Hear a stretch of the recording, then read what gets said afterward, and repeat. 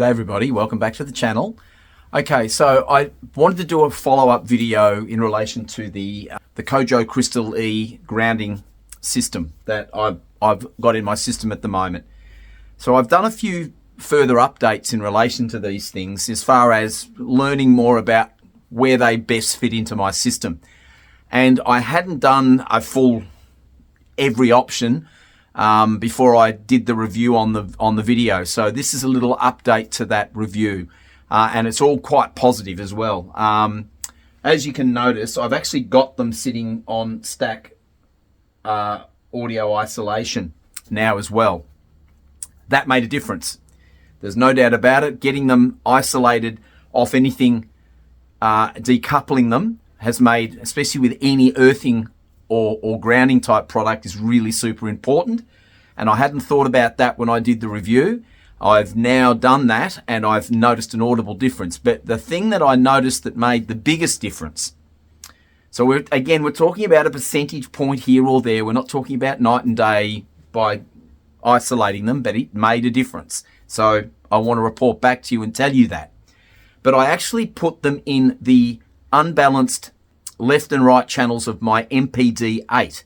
Now I have had them in the amplifiers, as I said in the review, and I've had them in the preamplifier as well. But I've now plugged them into, I'm coming out of the MPD-8 with balanced connectors. So I've plugged them into the right, one in the right channel, one in the left channel of the outputs of the DAC, and that made quite a noticeable difference. On the digital side of things, it really helped. I could really hear that something had changed. I then, once I had them plugged into the DAC, I took the isolation off and just sat them on the rack, and I noticed a very small change back down again. So I could equate the differences between decoupling them with the Stack isolation, the Auva EQ'S, which are wonderful products from Stack Audio. And I also went into the DAC, which I hadn't done before. And it was actually Dan from one of my subscribers. Dan was asked me what had I tried that. And so thank you, Dan. It was absolutely your prompting for me to try that. And it most definitely made a really decent difference to the sound of the digital side of things. Obviously, if you're just going into the digital, then playing CDs through the MPT-8 and then streaming anything, I'm going to get the decoupling and the grounding stuff. But unplugging them and then plugging them into potentially my phono preamp also made a difference to the analog side of things. So it does mean pulling a couple of cables out and putting them into something else, depending on what your system, how it's configured. You may be digital, and in that case, certainly in the DAC is an absolute place I'd be trying them for sure, as well as amplifiers and preamps. They do say on their website, and speaking to Ian of Lux Audio, where you can buy these here in Australia. I'll leave again the Ian's website in this video, so that if you are interested in trying these, you can contact Ian, and Ian will be able to organise that for you. So saying all of that, if you've just got a digital setup, then you'd be fine to just have them anywhere you like in the digital side of things. But preamps are definitely worth trying. They do say in the website, of course, that try them in different spots, because they don't know what your system is at Kojo, and what they want you to do is experiment.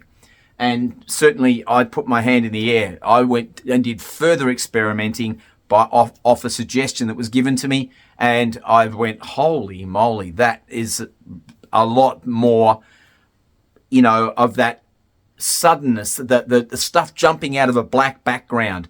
There's no earth hum or things like that to listen to in my system. And people think that an earthing or a grounding product is going to take, earth loops and hum out of your system. It may, but that's generally not what it does. What you find with good grounding solutions are a more lifelike presentation. Things coming out of inky black backgrounds at you more suddenly, if that's in the music.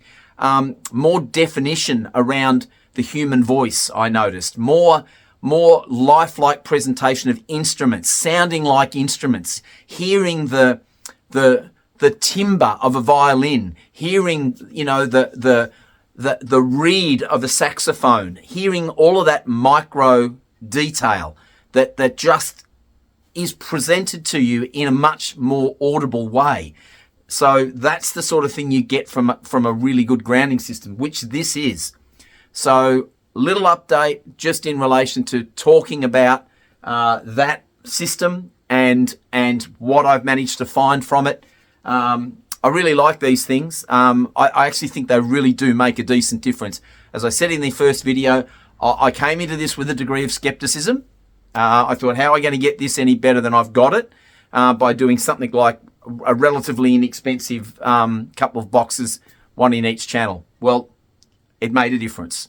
I'm here to say it. Hand on heart, made a difference to my system. It made my system more real sounding. So, as I said, I'll leave a link in the video if you're interested. But I just thought I'd give you this little update, let you know that I have been experimenting with these a bit further, and I had some more things to say. And the moment I've got something more to say or I've learned something different, you guys will be the first to know about it. So please hit the button if you are interested in this kind of stuff and you like this video. If you haven't subscribed, all I can ask you to do is please consider doing that. Costs you nothing and it helps my channel grow, and I'm really looking to grow the channel and push it out to more people so that I can share with them my experiences in audio. So thanks very much. Love having you all on board. Please comment below if you've got anything further to say. I'm always happy to answer any questions I can on this stuff, and we'll talk real soon. Bye for now.